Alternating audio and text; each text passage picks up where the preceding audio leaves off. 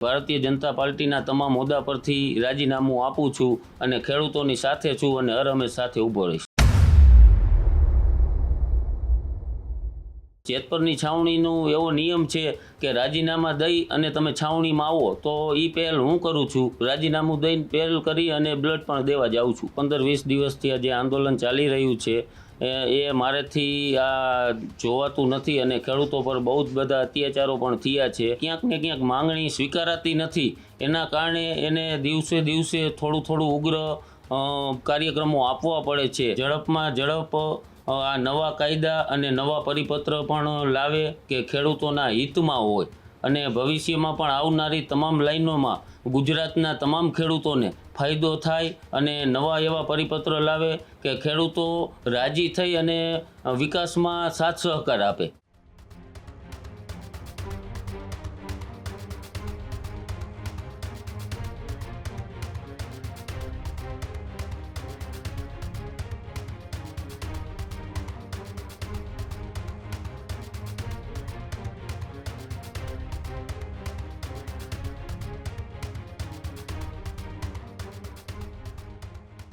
જેતપરમાં ખેડૂતોને સમર્થન આપવા માટે હવે ભાજપ નેતાઓના રાજીનામાનો દોર શરૂ થઈ ગયા છે।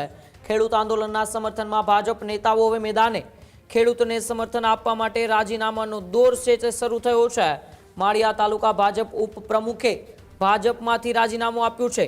ભાવિક કાવરે ખેડૂત આંદોલનના સમર્થનમાં પોતાનું પદ છોડ્યું। સરકાર ઝડપથી ઉકેલ લાવશે તેવી આશા હતી, આવી વાત ભાવિક કાવરે કરી। ભાવિક કાવર પ્રશ્નનો ઉકેલ ન આવતા રાજીનામું આપ્યું। ખેડૂત આંદોલન મુદ્દે ભાજપમાં આંતરિક ખળભળાટ છે તે શરૂ થયો। માળિયા તાલુકા ભાજપમાં રાજીનામાથી રાજકીય ગરમાવો પણ જોવા મળ્યો। ખેડૂતોના પ્રશ્ને પક્ષના પદાધિકારીનો આ મોટો નિર્ણય। આગામી સમયમાં અનેક હોદ્દેદારો છોડી શકે છે ભાજપ, ત્યારે હવે અલગ અલગ પાર્ટીઓમાંથી એ હોદ્દેદારો છે તે રાજીનામું આપી રહ્યા છે, કારણ કે જેતપરની અંદર ખેડૂતોએ કહ્યું છે કે કોઈ પણ રાજકીય નેતાઓને અહીં એન્ટ્રી આપવામાં નહીં આવે।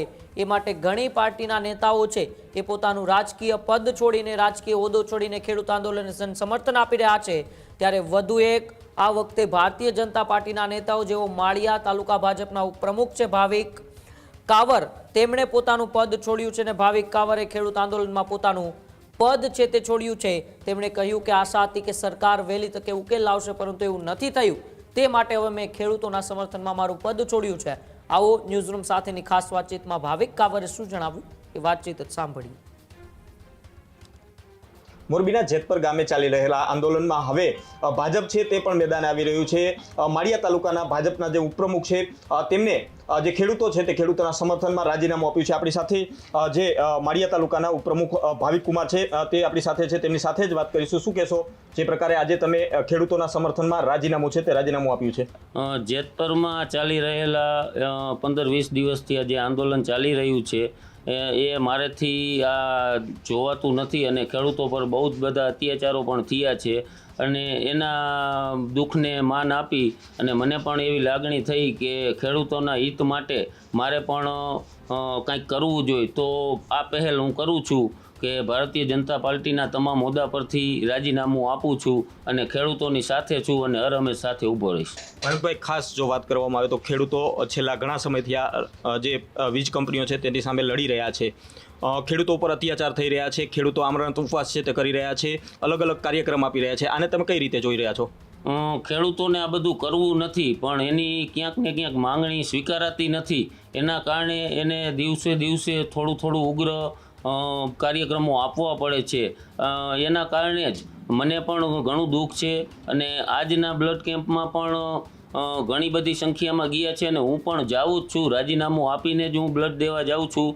જેતપરની છાવણીનો એવો નિયમ છે કે રાજીનામા દઈ અને તમે છાવણીમાં આવો તો એ પહેલ હું કરું છું। રાજીનામું દઈને પહેલ કરી અને બ્લડ પણ દેવા જાઉં છું।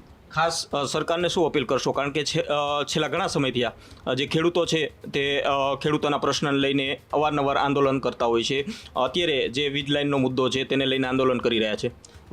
સરકારને પણ એવી નમ્ર વિનંતી છે કે ઝડપમાં ઝડપ આ નવા કાયદા અને નવા પરિપત્ર પણ લાવે કે ખેડૂતોના હિતમાં હોય અને ભવિષ્યમાં પણ આવનારી તમામ લાઈનોમાં ગુજરાતના તમામ ખેડૂતોને ફાયદો થાય અને નવા એવા પરિપત્ર લાવે કે ખેડૂતો રાજી થઈ અને વિકાસમાં સાથ સહકાર આપે.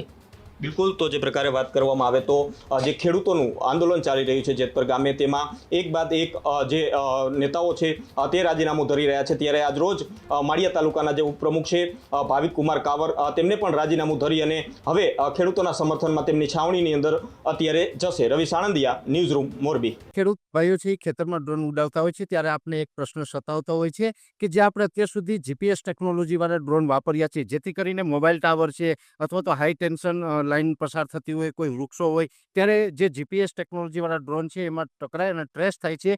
પણ એગ્રીવન લાવ્યું છે જીએનએસએસ ટેકનોલોજી ડ્રોન, જેથી કરીને એ ડ્રોન છે એ કોઈ જગ્યાએ ટકરાય નહીં, પોતાની રીતે જ ડિસિઝન લે છે અને મૂવ થઈ જાય છે, જેથી કરીને જીએનએસએસ ટેકનોલોજી ડ્રોન છે એ વાપરવાનો આગ્રહ રાખો. આ જ પ્રકારની તમામ અપડેટ જોવા માટે ન્યૂઝરૂમ ગુજરાતને લાઇક, શેર અને સબસ્ક્રાઇબ કરવાનું ભૂલતા નહીં.